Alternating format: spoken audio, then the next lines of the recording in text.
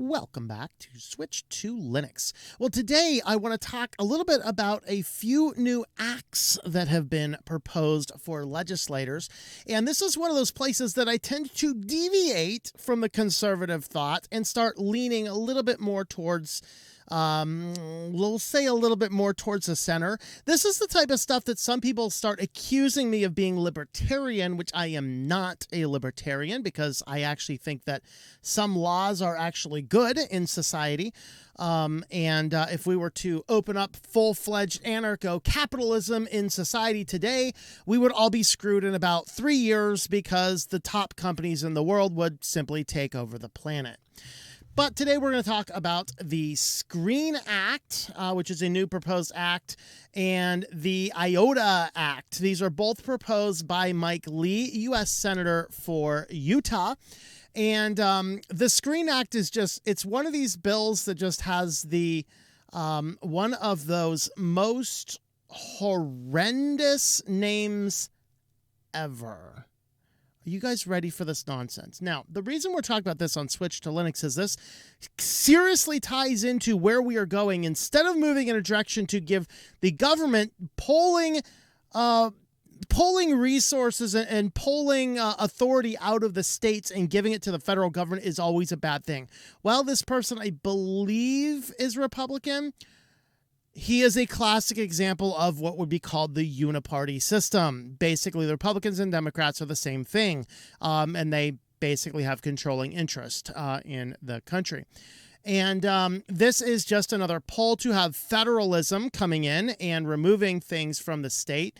I'll say that one of these two acts is, I can at least agree with portions of it, and then the other one's like, why don't you find somebody who knows how to turn on a computer before you start writing this type of nonsense? So let's go ahead and have a look at these are the one-page summaries of the bills. And the screen, are you guys ready for what the government is using for the name of this? Are you ready? Like, this law needs to be shot down, if nothing else, for the name. This is called Shielding Children's Retinas from Egregious Exposure on the Net. Like, what? The Screen Act. And the Screen Act is going to require all commercial pornography websites to adopt age verification technologies to ensure children cannot access its content.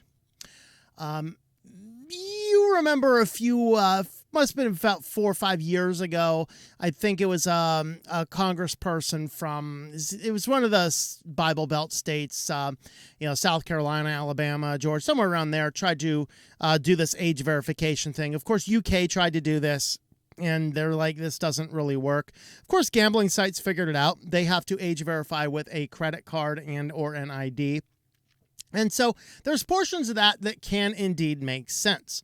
The problem that we have, the gambling sites, of course, they're processing a lot of money back and forth. A lot of this stuff, they're just giving it away in exchange for malware being installed in your computer, which is why I don't really have much of a dog in this fight. This is not an issue I deal with, and I'll tell you that there are some serious consequences with getting into this type of stuff, and we need to do something about it. But what I'm going to propose is maybe a little bit more of that good old-fashioned libertarian personal responsibility more than anything else. I'm going to explain why that is with 4 basic principles, but let's go ahead and have a look at the act.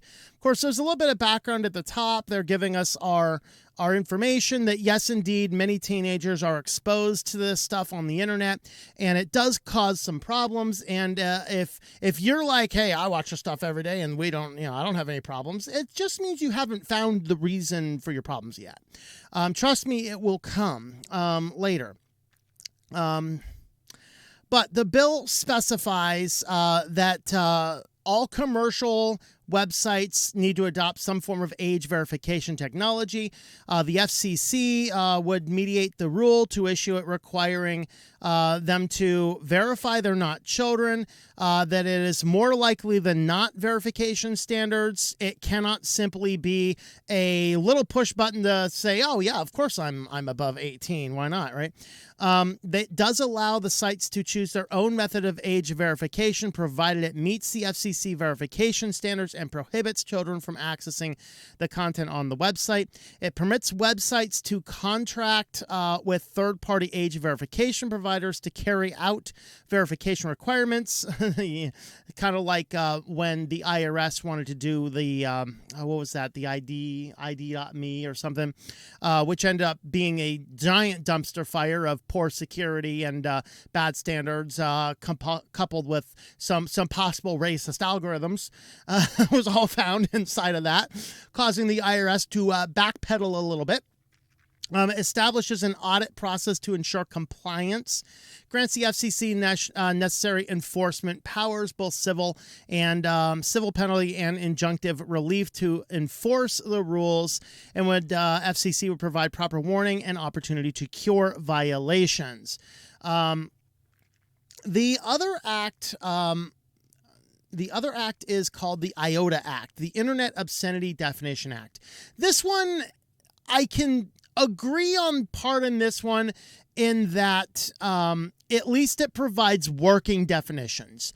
It does working definitions, and this also allows people who are harmed by that new functioning working definition to actually take legal actions against websites. So Twitter was a good example before Elon Musk. Twitter had a massive illegal porn problem on it. And nobody wanted to deal with it because, of course, the head of trust and safety was all into that illegal porn, according to his dissertation, which I did download a copy and read, and it was very disturbing. And I went under my blanket for a while. I'm better now. I got better. Basically, the law specifies, it defines obscenity within the Communications Act of 1934 as taken as a whole, appeals to the purient interests in nudity, sex, or excretion. Okay, I'm not gonna stop and think about that. Depicts, describes, or represents actual or simulated acts with the objective intent to arouse, titillate, or gratify those such desires of a person, and taken as a whole lacks serious literary, artistic, political, or scientific value. So this is where these have had this gray area for a long time. Is this art or is this titillation? And that really is at the heart of it. It strengthens the existing general prohibition of obscenity in the Communications Act by removing the intent requirement that only prohibits transmission for the purposes of abusing, threatening, or harassing.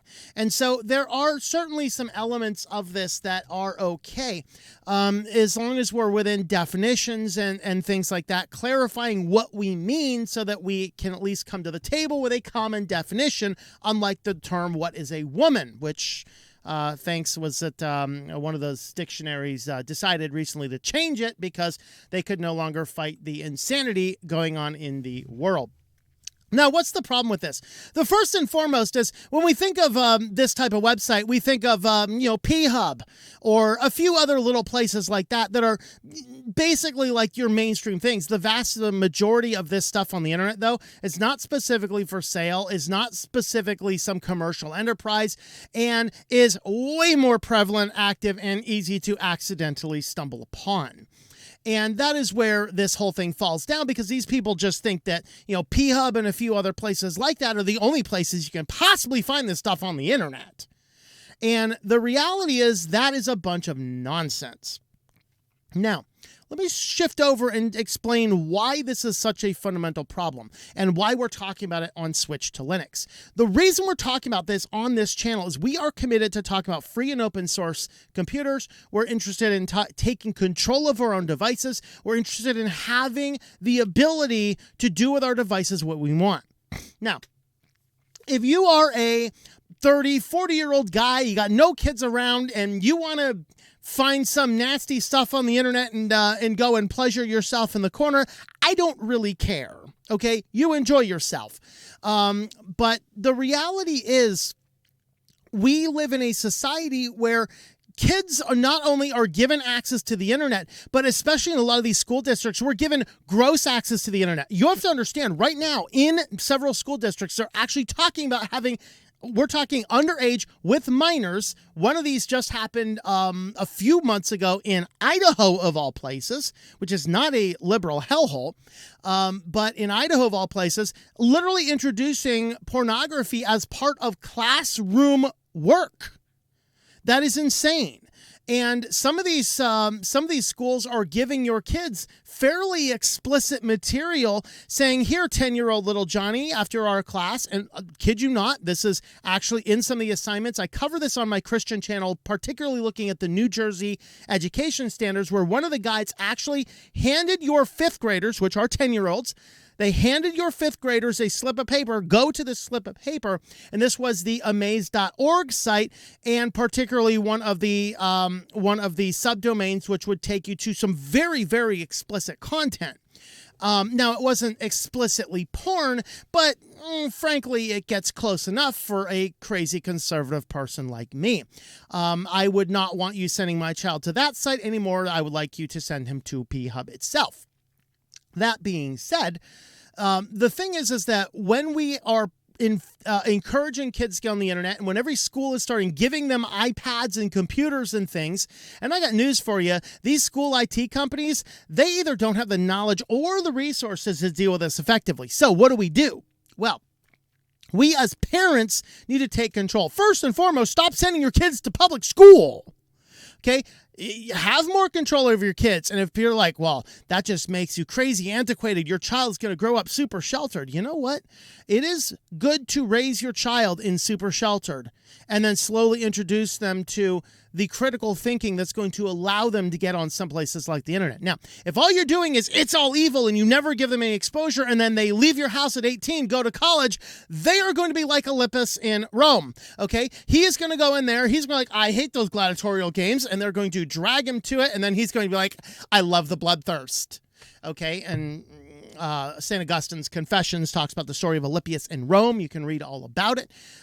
He gets basically addicted to this to the point where he gives up all on life to pursue this kind of stuff. But you can shelter your kids from this material growing up and teach them about the evil that is in the world and teach them why or why not to look at such things and then help them along. It's not keeping them totally isolated like it doesn't exist and then send them out in the world and then wonder why they got addicted to it later. There's a lot more to it than that. But what we need to do, first and foremost, is we need to take control of our devices. But there are fundamental problems in the way. One of the most popular, certainly not the only, but one of the most popular apps for your devices, your phones, your computers, all sorts of devices, is called Covenant Eyes. Unfortunately, the Google Play Store in September removed Covenant Eyes from the Play Store. Now, at least Google still allows side loading of apps, so you can still buy Covenant Eyes. You can download the app. You can sideload it onto your Android device. But what they said is, oh, well, this thing allows somebody to put this thing on your phone and lock you out of certain sites and has an administrative password that you don't know. And they actually said, well, it spies. You don't know it's there. No, Covenant Eyes is not a spy device. But you know what? If I'm a parent and I have a 14-year-old kid that for some idiotic reason I want to give him a smartphone, you better believe something like this would be on it. Now, the question is, do you tell the kid it's on it or you just see what he does? That's a different can of worms we're not going to open here today. I think I talked about it on my other channel at one point in time. But regardless, Covenant Eyes does not hide itself in such a way you don't know it exists. You just don't necessarily have the control to turn it on or turn it off. But sorry, you can't do this anymore. And by the way, right about the same time Google did this, Apple made it an NC-17 app. So, for whatever that's worth. Then they called it spyware, stalkerware, all this kind of stuff. It's not. This is the argument that I have against going into the grocery store and finding aisles and aisles of just liquor all over the place. If you are a recovering alcoholic and you can't even go to the grocery stores to buy your milk and eggs without stumbling through an alcohol aisle, we have problems in our society. I like the fact, hey, if the grocery store wants to sell it, I like what some states do, isolate it in one corner that you have to go in there separate. I'm okay with that. I don't care if the Walmart sells it. I just care if I have to walk through their stupid alcohol and liquor aisles because you know what? I just don't want to see that crap. And if you are a recovering alcoholic, you don't want to see that crap either. And if I am having issues with finding nasty pictures online, I want to be able to have the choice to install something like this on my phone. But they say, well, if you don't like it, turn it off. Yeah, you are removing my ability to turn it off. Because this isn't simply a choice, it is an addiction. And when it is an addiction, you have to deal with it in harsher ways. But we are being blocked from these things. So what is the way? Well, the best way to handle this kind of stuff, I have a giant hosts file, which that host file will block all that kind of stuff. It blocks malware, it blocks ads, it blocks session replay, a whole bunch of stuff. We have two fundamental problems. The first fundamental problem is your mobile devices are so locked down, you cannot do that. Now, I can because I'm running Lineage. And I will not run a custom ROM that does not allow me to easily edit and update that hosts file, because I want to be able to block all that kind of stuff. And I don't do it for that because I don't struggle with that. That's not a battle I deal with, but I do it so that I'm not seeing ads pop all over the place on my phone. I'm not using bandwidth on that. I'm not getting cryptocurrency stuff installed on my device. I'm not being tracked by session replay, all those types of things. First principle though, our devices are getting so locked down and the desktop computers are getting this locked down as well. But there is a second major problem, and that is that Firefox and Chrome are both pushing out what is called DNS over HTTPS. And I've talked a lot about this. Even the government had issued a warning about some possibilities. The idea is it's supposed to make your web searching more, quote, private, by bypassing your local ISP and sending all of your website search requests. We call it DNS requests. I'm using more layman's terms. Basically all of the things that communicate website domain names with website internet IP addresses. That's what DNS does. Well, you can use a host file like I do. And here is from Fresh Jones. This is the best picture, and he did this in, 2018, but he had the best picture to explain how the host file works. So that's why I wanted to use his site here.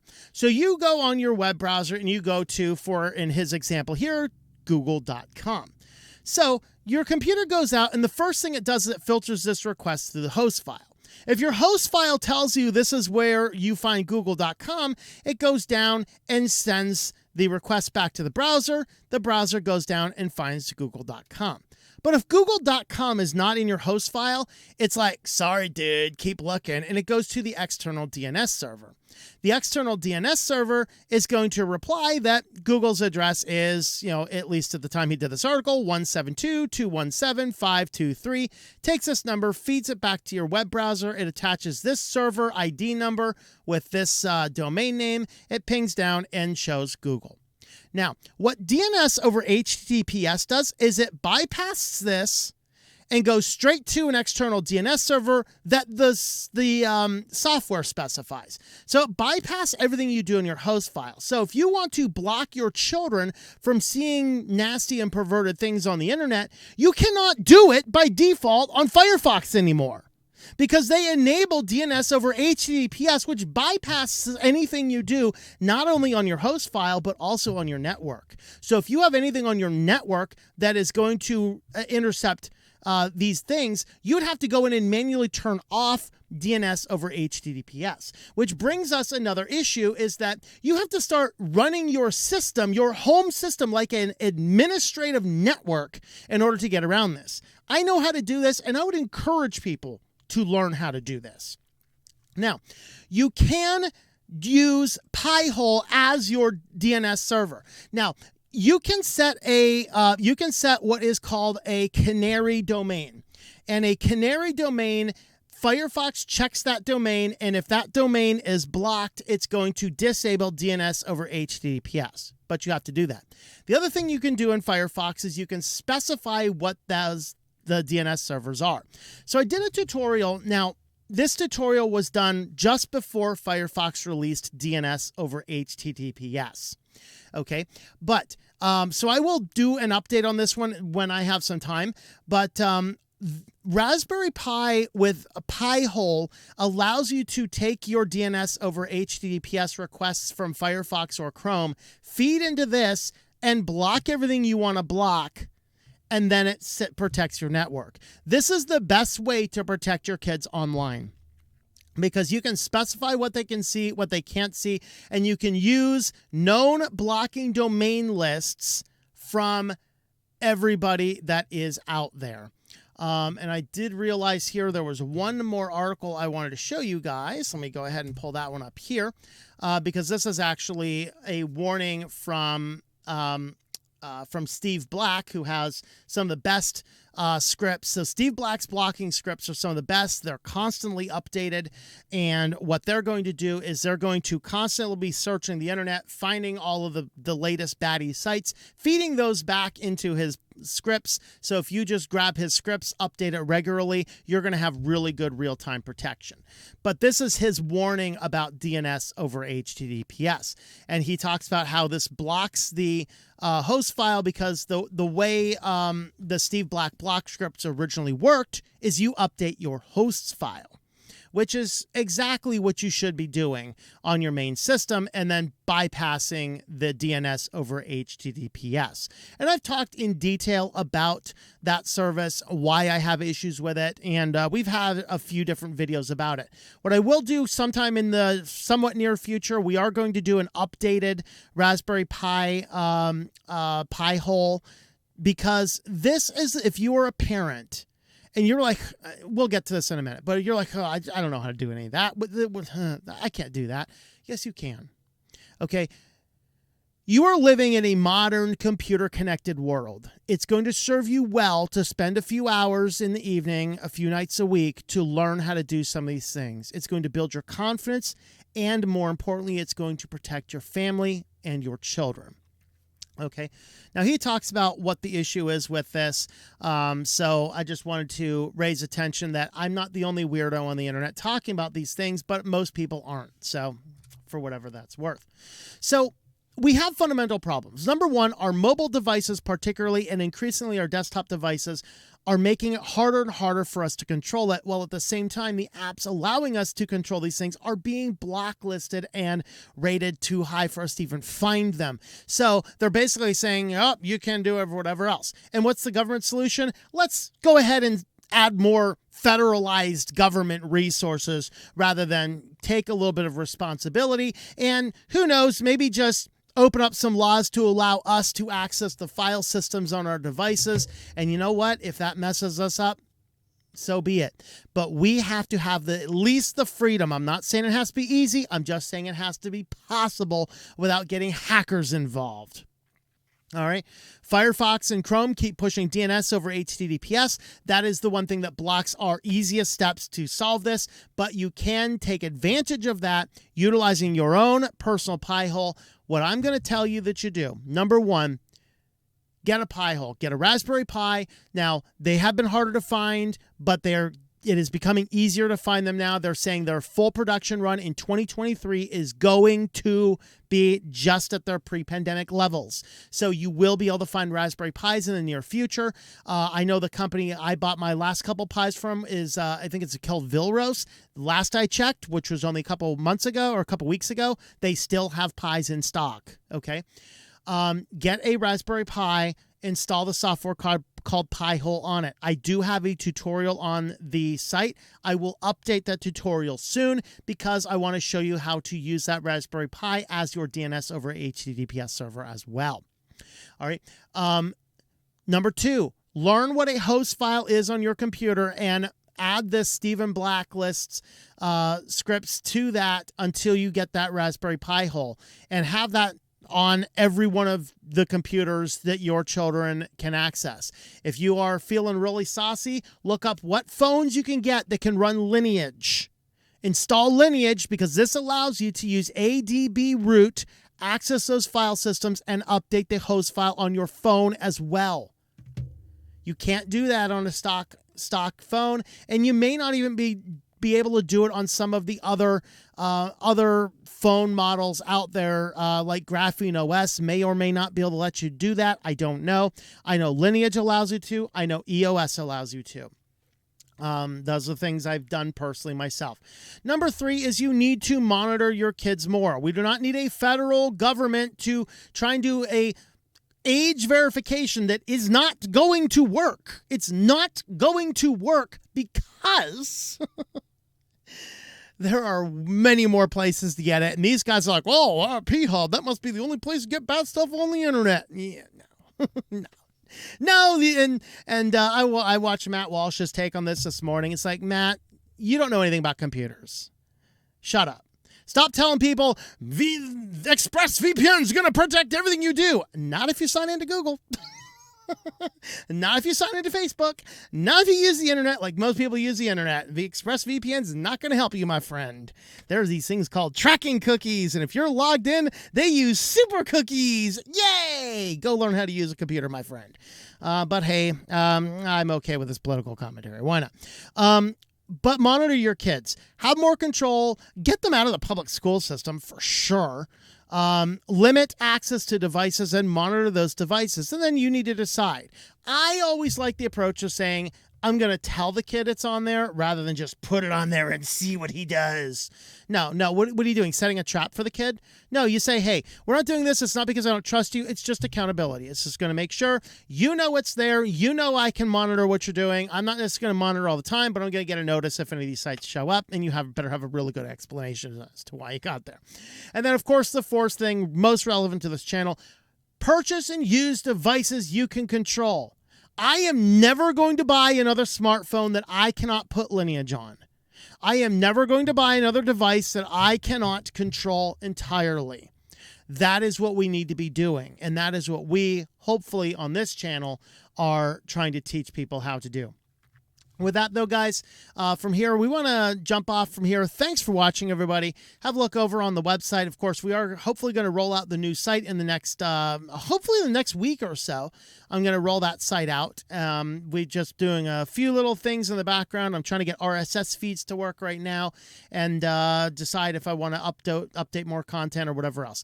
But anyway, have a look at the website, switchedtolinux.com. We have multiple different video platforms. The new website has all the video platforms and all the social media platforms on it. It's a lot easier to update and fix and repair in the future.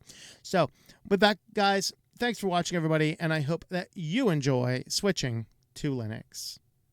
Thank you for watching this video from Switched to Linux. This channel would not be possible without the backing of the program supporters scrolling on the screen now. You can be a supporter at Patreon at patreon.com/TOMM or at thinklifemedia.com. I also want to thank the open source community who creates such excellent software that makes producing this show possible. Please remember to support your software communities. Thank you, and I hope that you enjoy switching to Linux.